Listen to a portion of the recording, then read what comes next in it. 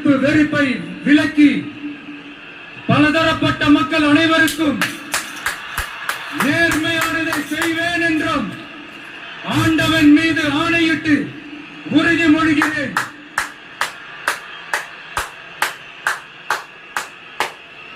ஆண்டவன் மீது ஆணையிட்டு உறுதிமொழிகிறேன்.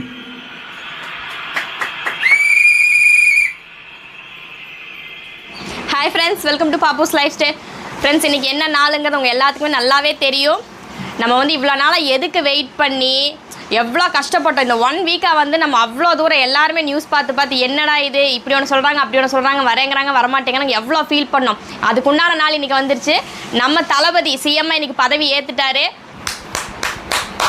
அவ்வளோ சந்தோஷமாக இருக்குது ஃப்ரெண்ட்ஸ். இன்றைக்கி வந்து என்னோட பொண்ணோட பர்த்டே. அதை விட எனக்கு வந்து இதுதான் வந்து அவ்வளோ பெரிய விஷயமா எனக்கு தெரியுது.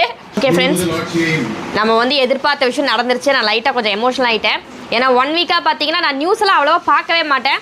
நியூஸ் பார்க்குறதாகட்டும், எனக்கு இந்த கட்சி சம்மந்தப்பட்ட எதுவுமே எனக்கு அவ்வளோ இன்ட்ரெஸ்ட் கிடையாது.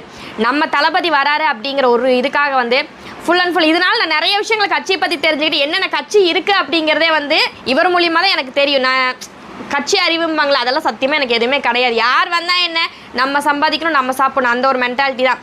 உண்மையாக சொல்கிறேன், விஜய் தளபதினால் மட்டும்தான் நான் வந்து எல்லா விஷயங்களும் தெரிஞ்சுக்கிட்டேன்.